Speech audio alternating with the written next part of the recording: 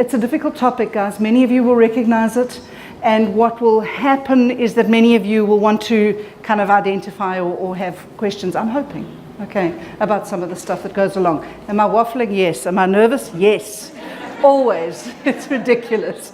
Okay, so this thing is a journey, okay? That's why I started with this slide. Let's think about how we want to go there. This thing about compassion fatigue, okay, is, and was very interesting for me because in prep for today, I went online and did a whole lot of reading. And it's amazing for me how much research on compassion fatigue is being done in the animal welfare space. It's clearly one of the spaces where they really are bumping into compassion fatigue. So when we initially started to do work in the area around compassion fatigue, I had students doing research with emergency care workers, like the 911ers, okay? And I was doing space in healthcare, and we did work in the police space, okay? And at that stage, they weren't talking really about the impact of the work that people were doing in the animal rights space. And clearly what they've started to realize is because it's such a volunteer-driven space and because it's such a difficult space, and I think in South Africa we face unique complexities in a whole bunch of ways, it's a space that's worth more research. That being said, the best research I found was happening in Australia, which was fascinating. And they introduced some ideas that I haven't heard before, which was quite fun. Okay, it makes it sound like I'm a bit of a know-it-all, but I'm really not. Okay, so this is a friend of mine. Her name is Lisa Padfield. It's also a published article. So what I've done is I'm going to give you some of the references, just because that's what I do. If they get a bit too much, shout, okay? She worked, it was interesting, for the WWF for a long time and left WWF to go and train as a clinical psychologist, and then started to write up some of her experiences in community work. And she summarizes the kind of one of the key conversations that sits in this compassion fatigue space, I thought quite nicely in this quote, by saying, and this is where immediately I hope you'll start to recognize, or some of you will recognize some of it. It is widely accepted that prolonged exposure to and immersion in stories of severe trauma renders one vulnerable to secondary trauma, emotional fatigue, and an eventual defensive disengagement. A cutting off, a shutting down, or an exiting, okay? And that shows up in different ways. For some of you, you would rather, I don't want to say die, okay? But you'd rather do all kinds of things than stop doing the work you're doing. But your family would tell me that you are disengaged, okay? The people that know you well would say we miss her, or we miss him so much, because the more that he and she does this work, the less we have access to them as people. We kind of retreat into ourselves. I have landed up doing a little bit of work with an organization in your space, and one of the women said to me the other day, I go home, I've got small children, but I go home and I curl up with my animals because it feels like the only sane thing I do. Okay, and I'm getting nods already from around the room, okay? The trouble with that is those small kids need her and her sense of who she is in the world, her sense of coping and functioning in the world is about also being able to be a mom and spend some time with the kids. When we worked with the police, they used to say things like, I have to create a barrier between what I do all day and walking through the door at home. Because otherwise, when I walk through the door at home, I stop connecting with the people that I love, and I'm not available to the rest of my life. Okay, so I thought it was quite a nice quote, all right. If you, at any stage, if any of you are curious enough to try and get hold of some of these references, my email address is always on the first slide, and it's there for a reason, so that you can hunt me down to get that kind of information if you need it. Okay, so there's been a good 30 or 40 years of work now in this space around compassion fatigue, all right? And you'll see that there's a number of ways that people talk about it. They talk about this thing called vicarious trauma, and that summarizes it quite nicely. So compassion fatigue is pretty obvious, okay? You get tired of caring, or you get tired because of the level of care, okay? But this guy, Charles Figley, so there's a couple of key people. Figley is one of them, a woman called Judith Herman, whose work I hardly reference in this presentation. But Charles Figley is kind of one of the original guys in this space. And Figley says actually the thing that gets so complicated. It's the thing that makes the work meaningful. It's part of what makes you a human being, that keeps you fully alive and real in the world. But it's also the thing that becomes complicated in terms of this compassion fatigue thing, is empathy. Because if we think about the classic definition of empathy, it's how do I put myself in the shoes of another human being, okay? In your case, you're putting yourself in the shoes of creatures, okay, of animals, okay? And the difficulty with that is that because they don't have language in overt ways, and I may walk into political minefields and you'll correct me, I'm sure, but you'll understand I don't know your world that well. But what we bring to that understanding is our own histories of pain or abandonment or loss. So we use our own history to understand the experience of the animals that we would like to support in some way or provide assistance to in some way. And because of that empathy, we are able to be really good at what we do. It's what gives us energy and it's what gives us insight. But it is also the thing that potentially, if we don't actually begin to think in quite sensible and practical ways about what we're doing, that wears us down, that makes us get to the point where we don't handle our relationships effectively in our work, in this work itself. Okay, so the lady who was on fundraising was saying, you got to be able to get on with people. You're going to get irritable and grumpy if you're not managing, okay, your compassion fatigue issues. You're going to be snappy and jumpy and aggressive. And it gets messy, okay? So, and then at home, they will be aware that you're unavailable in those ways. So the empathy is your strength, but it is the thing that leaves you vulnerable. The empathy is what gives you a genuine interpersonal intelligence and a relationship intelligence, which is part of this work. But it is the thing that leaves you vulnerable. The answer is not to stop having empathy. But the answer starts to become about, so let me be real with myself about this work, the impact it has on me, why I got into this work to begin with, and how I need over time to be sustainable. If I really care about what I'm doing in this space, what do I need to figure out in order to survive and do this for the long haul? And how do we grow compassionate spaces where we provide support to one another in terms of doing this stuff? Am I sounding sensible? Okay, cool. What I would really appreciate is if somebody somewhere would give me a wave. So what time did I start? I did start like 12:30. Hey, wow, you're running on time. That's impressive. Okay.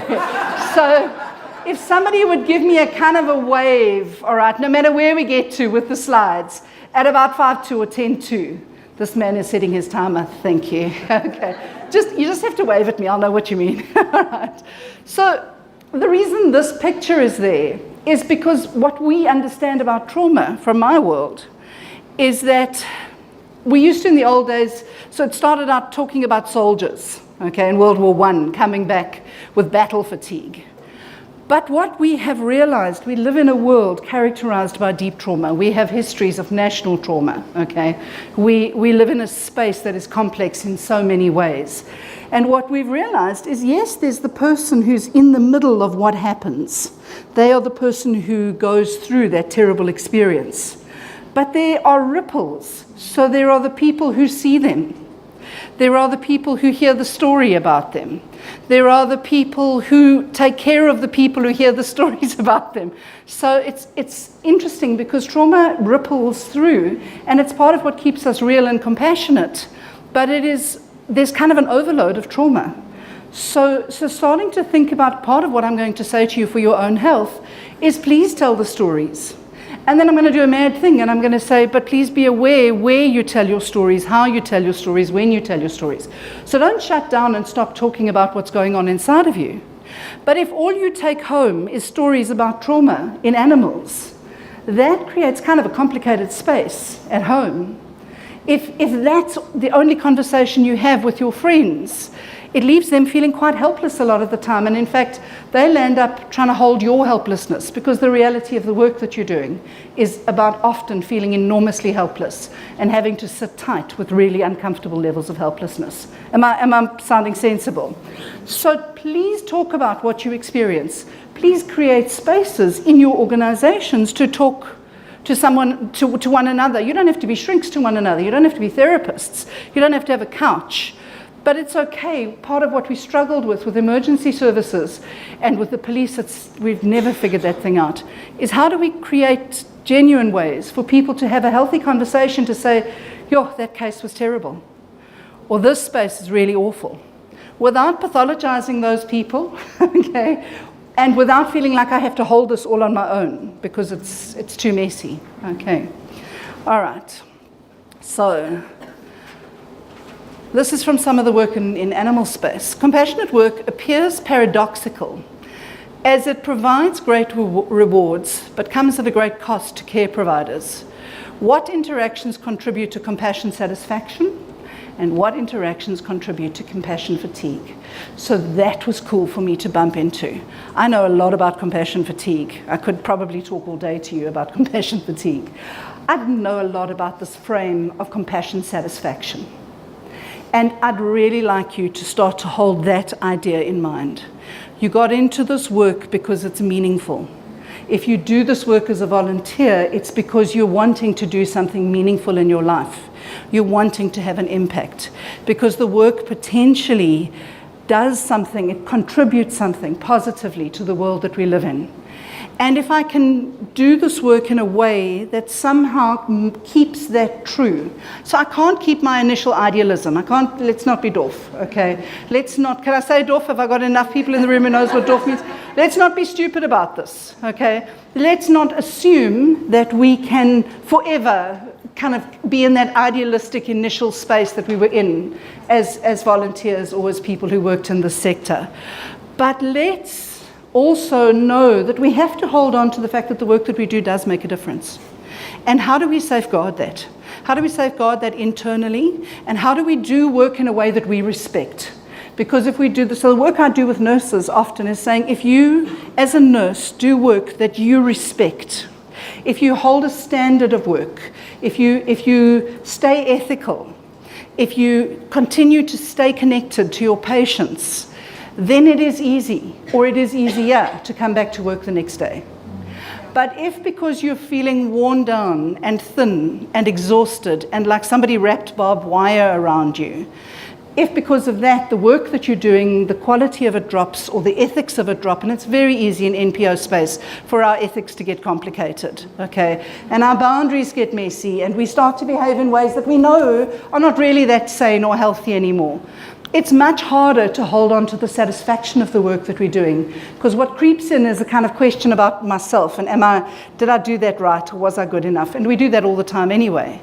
But we question the value of the work because we're not holding out for doing it well, or doing it thoroughly, or doing it with care. Am I saying something that makes sense? Yeah. Cool. Sorry, I have to keep checking in. All right, so this guy also in the animal rights space talked about, if we talk about a professional quality of life, so if this is a part of your work, whether it's in a volunteer space or but if this is part of what you do with your energy and your time, what does my quality of life look like? And we can go two routes. We can go compassion fatigue, which has two parts to it, all right? And I'll come back to that. Or we can go compassion satisfaction. And I think we're very aware of compassion fatigue, but I think we need to ask ourselves if we're genuinely intelligent, and intelligence, the root definition of intelligence is about adaptation. So if we're thinking and learning as we go along, how do we do this work that's intelligent so that we can continue to find it meaningful? What are the adaptive things that we can do that allow us to keep this work meaningful and not just hopeless and helpless and difficult and impossible? And it is all of those things. I'm not for 1 minute trying to take away from that, okay? So compassion fatigue, Figley's version, and now I'm going back to the original theory, okay? So I stuck in meaningful work. They just call it compassion satisfaction, and then they try and define it. So compassion fatigue has two parts in the original definition. The one part is about secondary traumatization. I told you I had a big voice. I can hear how loud I must be sounding at the back. Does it feel like I'm shouting yet? No. Cool, okay. So the one part is that ripple. It's about the fact that I see those animals, or I am aware of what's happening in that home or that space, or I'm aware of what those people are doing, and I carry that, okay, and that's traumatic for me. I'm on the receiving end because I have empathy for the creatures that are in that position, okay? But the other part is about burnout, It's about not being savvy about the fact that I am a finite human being, and that there are 24 hours in a day and 7 days in a week, and that I actually need to stay human if I do this thing intelligently. I need to sleep. And you'll have big arguments with me. Some of you will say, I never need more than 4 hours sleep a night. Go for it, okay? There's great research that says you need at least 6 to 8 hours sleep a night. So I start to forgo sleep. I start to forgo play. I start to forgo the places that make me happy. Because it feels frivolous and because there's so much work to do. So I work harder and harder and harder. And then physically, my body cannot sustain what I'm trying to do, and it makes me more vulnerable to the secondary trauma. So there's two parts to this thing. The easiest thing that we do in terms of keeping our work sane, okay, is at some level we get intelligent about managing our energy levels. At some level, we say no to some stuff, even though we know that there's a cost to that no. But the cost of not saying no is bigger in my world. If you don't say no in some kind of boundaried way, what happens? I've got 5 minutes left. Oh, okay. If you don't say no, okay. If you don't say no, okay, in my world, you will leave this work eventually, or you will do this work in problematic ways. And that's complicated. So the first thing we have to do is manage who we are as human beings. Please, I'm not saying don't be passionate and sometimes pull 24-hour nighters or hard weeks, but when you're going month in and month out, that's what I see with my EDs that I work with in the NPO sector, who go month in and month out on aeroplanes working. They burn out physically, and it goes beyond compassion. It's just because physically their body can't sustain it. So that's kind of quite a basic thing. We all struggle with it, but it's quite a straightforward thing. And then there's the secondary trauma and understanding secondary trauma. So in order to talk about secondary trauma, I need to talk about trauma. And what I've done is deliberately bracket the D. So it's post-traumatic stress disorder, okay?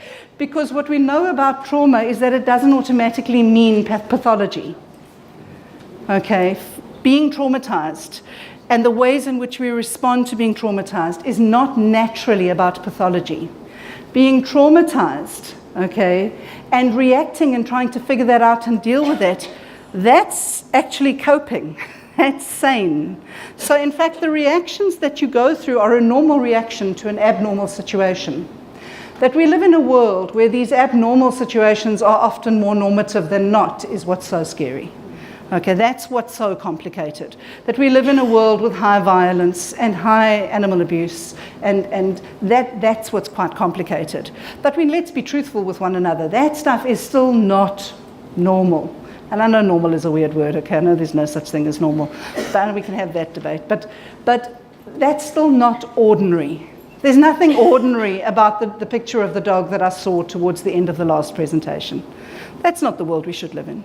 Dogs shouldn't look like that, okay? So the work itself is not ordinary, okay? So these are the normal reactions to the unordinary work that we do. Firstly, it's about intrusion. So, and this is where it gets hard, because you will start to recognize some of these signs. And I think this is where Renelle was a little bit worried about the talk. She wants you to be aware of it, but she knows this leaves an impact with us, okay? It leaves us a little bit heavy. So you're welcome to find me at lunch as well if you need to. I'll hang around. So intrusion goes like this. You all will have a case, a story, an incident that stays with you. And 6 years later, it still stays with you, okay? A particular picture or a conversation that you carry in mind or an interaction. And no matter where you go, you can't get shot of it. So this shows up in other ways. It shows up in our dreams. So one of the ways that I, as a psychologist, know that I need to slow down, and please, I work in many split spaces. I work in organizational space and in clinical space. But one of the things that I know is that if I'm dreaming about a patient, I'm too tired, and I'm not processing what's going on in that therapy. And I best go and do some work, because otherwise I'm not going to be able to continue to work. I do a lot of storytelling with young people in difficult circumstances, okay? And if I am dreaming about those settings in really complicated ways, it is a marker for me. So you will find that when your work creeps into your dreams, our dreams are just another place where we process what's happened to us, all right? So when your dreams, we don't want to go to sleep because the dreams get hold of us, okay? It's often a good marker. It's a good marker to say to yourself, hang on a minute, I'm not handling so well. Let's tell the truth here. I best start to think about this work and how I'm doing this work because this is going to get in my way. Don't kid yourself, it will bite you in the butt. Okay, we can't pretend that this stuff doesn't exist and we can't wish it away. So I just have to figure out how to tell the truth, and we're going to talk about that. So intrusion is the dreams. It's also, in some spaces, the story that gets told again and again and again and again and again. That's a natural way of trying to process. When we do therapy with people that are traumatized, one of the things we do, even in a short space, is we get them to tell that story. And if any of you have ever been for therapy for this stuff, your therapist will have said, I'm going to ask you to tell the story in a lot of detail, okay? Because the telling of the story is helpful, but it starts to become intrusive. It's like you can't get away from it because that story is the only story that seems to play over and over and over in your head. And then, of course, we know about flashbacks because we see it in the movies, but real flashbacks are quite rare. And they go along with a particular kind of trauma. So some of you may have flashbacks, but you'll find that they've gone with times where you've really been threatened, where your life has felt threatened. Okay, avoidance is about trying to, so I had a friend I used to do this work with, 6'3", obnoxious Jewish guy that I was very fond of and buggered off to Oz. Okay, we did a lot of good work together. And he used to say, if you have been bitten by a big dog, you try to avoid big dogs, okay? So that's the avoidance thing, is if I've had a particularly bad experience, then I try to stay away from it. And this can show up in all kinds of ways. I don't want to go to certain spaces.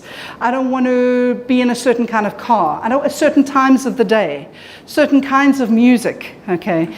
The thing about trauma is that this is what's really complicated about it therapeutically, and often I can't get my students to get a grip on it, is it's not conceptual. It's not a set of ideas in your head. It's experiential, so it's sensory. So you experience trauma through your sight, through what you see, what you smell, what you touch, what you hear, and what you taste. And so those things trigger reminders. And that's where the intrusion sits. You'll hear a song and it plays over. And then what happens is I want to avoid that. So let's not do it that way, because I've got a set of associations with that that's too hard to bear. And so I start to avoid settings or spaces or kinds of things that sometimes, so when a truck driver has been held up at gunpoint too many times, because in this country they go through 2 or 3 or 4 hijackings, okay? They don't want to drive a truck anymore, but that's how they earn a living. They've got a problem on their hands. Okay, the avoidance is actually adaptive. Can you hear that the ways in which we're trying to deal with what we've experienced are adaptive? But then they get complicated and they get in our way. The depression and numbing is, I think, the thing that's really complicated. So a natural response to trauma is that we get quite numbed, we shut down. So a young girl who's been raped will tell you about a rape like there's nothing going on. Flat face, flat affect, okay? Flat voice. Yeah, this happened, and then what happened? And you want to say to her, but aren't you? She's like, yeah. She tells it really calmly, okay? It's because she's quite numbed out. It's a little bit like if you break a bone, people will tell you straight out, it's not sore. And you're like, it's going to get really sore, okay? This is going to really hurt, okay? You numb out physically, your body numbs out physically because it has a chemical response to the extremity of the experience that sustains you until hopefully you can get into a space where it's okay to be sore. So the numbing kind of does that. But with compassion fatigue, what happens is that the numbing starts to become a way of functioning. So you were this person who was alive, who knew how to laugh, who knew how to dance. Okay, I had a woman I worked with yesterday who said, I used to cope by dancing and I've stopped dancing. Okay, I said to her, please, can you go and find some music and dance? Okay, because the dance keeps her alive, but it leaves, she felt frivolous for dancing, okay, because of what had been happening in her life, all right? So the depression and numbing, we shut down, and then all the symptoms of depression show up. So these are the classic stuff. Your sleep gets affected, your eating gets affected. So many of you will find you putting on weight, says she, okay, when you do this work, okay, because it makes you hungry. You're trying to fill this, or you stop eating. So different people have different reactions, okay? Or you get a sore throat, suddenly you get sick, okay? So those are normal reactions to trauma. The thing is, a discrete trauma that somebody goes through, the body Oh, I've left out the last one, and then I'll come back. Can I do that? Okay, I'm trying to be quite sequential. So the last thing is autonomic hyperarousal, is you get jumpy. So this friend of mine used to bang the table at this point, and people would jump. Okay, I won't do it to you because I used to get grumpy with him when he did it because it makes people frightened. So a door slamming makes you jump. Your startle response is much higher than it ever used to be. You're quick to trigger. Yeah, that thing. Yes, you know. Okay, you're quick to trigger, all right? You're quick. You have a level. People don't go to sleep because it's like they're sleeping with one eye opening, waiting for things to go wrong. Those of you that are on 24-hour call for whatever reason adds to this, because you don't want to sleep because you might miss the call. Okay, so you're constantly aware of that phone in the background, and it gets really complicated. I'm starting to get smiles from the back of the room where you're running 24-hour phone lines, okay, and it messes because it adds to your autonomic hyperarousal. So what I was saying is a discrete incident, our body primes for, we think, between 6 to 8 weeks. We think there's quite good research that supports it. So I can quite easily say to somebody who's gone through a discrete trauma and then gone back into a safe environment, in 6 to 8 weeks you will feel a little bit more normal. Yes, this will have changed you forever because trauma changes you. But you will start to feel like you recognize yourself a little bit. The difficulty with being people who work with trauma is it's one after another. And in some of your environments, it's a constant flood of really traumatic stories, incidences, experiences. And so then the real question gets to be, so what do I have to learn? And what do we have to think about organizationally to be able to deal with this stuff properly? So that we're not at war with one another all the time, because one of the places that our irritability and our autonomic hyperarousal goes is it becomes in-house fighting, okay, because it's the one place we feel we can lash out, okay. How do we as people create an environment that is respectful of the complexity of the work that we're doing? And that doesn't mean sugary, soppy. You can hear I'm not a terribly sugary, soppy woman, okay. So it's not about kind of idealistic versions of niceness. It's about how do we, in real ways, build something compassionate and have an environment and a culture that is respectful and compassionate of ourselves first. I come from a psychodynamic space. I believe our stories are important, our histories are important, but these guys come from a cognitive behavioral space. And they say that they have this wonderful ABC of, so what do we do with trauma, with compassion fatigue? What are the practical things we do to manage compassion? And the A is awareness, all right? The B is keeping some level of balance in our lives, even when it feels like an insane thing to do. It's knowing that if I don't keep that balance, it's going to a movie when the last thing I feel like doing is going to a movie, because I know that when I go to that movie and I have a laugh, or I watch Infinity War in a fancy whatever, or that I'll come out of there and I'll feel a little bit more normal. It's playing a game. It's cuddling my animals, my kids. It's laughing with my best friend. It's a glass of wine, not 3 bottles. Okay, it's a half a chocolate, not 4 slabs. Okay, it's one of the things that I do. Okay, that put balance in my life between work and play and rest. Need it all. Okay. And it's staying connected. And for me, I think the highest price we pay. I'm a natural introvert. The more compassion fatigued I am, the more I retreat into my own little, believe it or not, hey, I'm doing this talk, you wouldn't believe I'm a natural introvert. I'm a natural introvert, okay? I'm extremely shy, believe it or not, okay? And the more compassion fatigued I am, the more I curl up into a little hole. Yeah, thanks, I've got 10 left. 10 for Q&A or 10? I'll hustle. Okay. So, yeah, sure. Did you wave at me and I didn't see? I'm sorry. And he was so gentle about it. Damn. Okay. So, sorry? So you wouldn't do this. All right. So, awareness. Okay. Freud says mental health shows up in our ability to love and work. And another guy came along after him and said, and play. So if you notice that you are no longer connecting and loving, and you are not playing, and you are not managing to work consistently or properly or effectively. You know, you sit down and your head goes in a million directions. Please tell yourself the truth about that. So awareness, a lot of this, I see there's personal mastery, but I think it's about another space. Self-mastery, okay.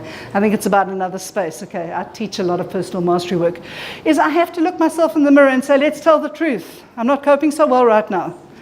I'm not handling the work that I'm doing. And that doesn't mean I'm going to stop doing the work, but I need to now actually think about what it means for me to do this work. Let's tell the truth, okay. I'm not going to go through this at this stage. What you'll see when you look at my presentation, I've taken Figley's self-report questionnaire. I've adapted it a little bit, and it had already been adapted. So this is not a real representation of a set of questions that you can use, okay? And if you're saying yes to enough of them, essentially, we should start to ask some questions. Please don't over-pathologize yourselves. We have a bad habit of doing that, okay? We have a bad habit of calling ourselves sicker than we really are. Yeah, like that. Okay. Balance goes like this. There's this pointer. Has it got a pointer? Yeah. No. Okay. Oh, stunning. Thanks. Cool. Brilliant. Okay, so what this assumes is that there is a perfect relationship. There's a place where if we are perfectly stressed and we can perform perfectly. It also says if we have no stress, we're dead. And if we have too much stress, we're dead. And I can unpack this in great detail for you. The reality of it is most of us are here. Your challenge is when you get here. Because here is the place where stuff shows up in your life that you know is not sustainable for you as a human being, the work you do, or the organizations that you are part of. And I'm going to say it as quickly as that because I want to create some space for questions. So it was awareness, it was balance. So if I can leave you with this, it's telling the truth to myself about what's going on, it's balance, and it's connection. Where am I connecting in ways that leave me feeling alive? It doesn't mean that I have deep, intimate connections with the whole world, but do I talk to my best friend from time to time? Do I talk to my partner? Do we look each other in the face and enjoy each other a little bit? Do I spend some time connecting with my kids? Do I get home and actually have some fun with my animals? Okay, that stuff. All right, connection. All right. I can stop here. So what he's done, what Figley's Pathways to Care does, is that he talks about broader ways of thinking about it in organizations in terms of how do we manage compassion fatigue organizationally. And if we had another hour, I'd have a long conversation with you about thinking about what you put in place in your organization.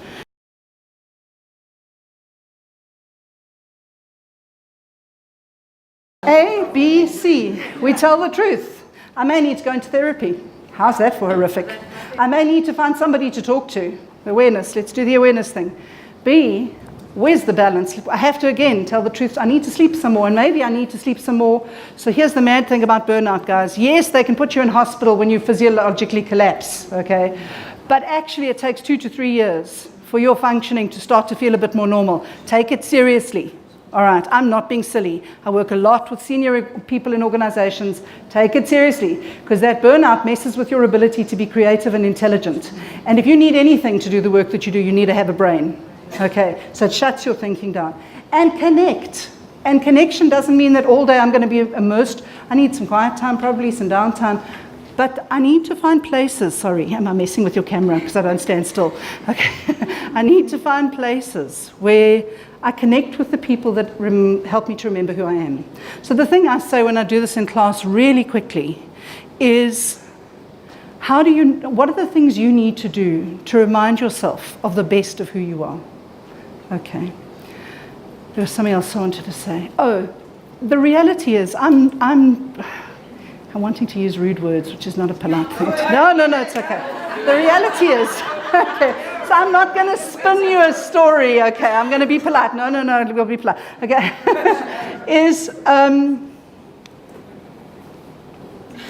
Trauma does change you. You cannot work, so that picture that you put up of the dog is one thing when it's a picture, but if I work with that case, that situation, I'm not the same person after that. If I am the same person after that, then something is a bit deadened in me anyway. Okay, so the reality is, and what we know is, as people who do this work a lot, is that the first time you encounter these really hectic spaces, it's a massive experience. And then the issue is, how do I get back to compassion satisfaction? What do I need to learn to get back to saying, okay, so this work is different to what I thought. It's harder than what I thought. It changes me. But what does that mean for the way that I work?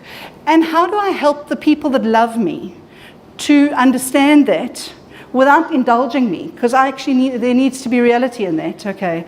But how do we have a real conversation about the fact that I'm having an impact on them too? So trauma changes you. We can't kid ourselves that you unsee the picture or you unknow the case or the situation. But then I need to be real. The trouble is later on, if I'm too tired or if I'm doing too much stuff, then I get whacked again. And if it's too close to home, if that animal looks too much like one of my own animals. So when we say to people, if it's with a child, and it's a child and that reminds you of your own child, okay, I know that that's one of my triggers. And my child, I adore him, all 6'3" of him, okay. Absolutely adore him. I still think he's 3 half the time or 5 half the time. But stuff that goes wrong with kids catches me. Okay, to the point that I have managed the way that I do some of that work, and I don't do some of that work because I know I'm not sustainable. I'm not functional in the way that I do that work. So thinking that thing through, that's the intelligence of compassion fatigue. That's why I started with the picture of the journey. Compassion fatigue is not a moment. It's not something you wish away, and it's not intellectual. It's experienced.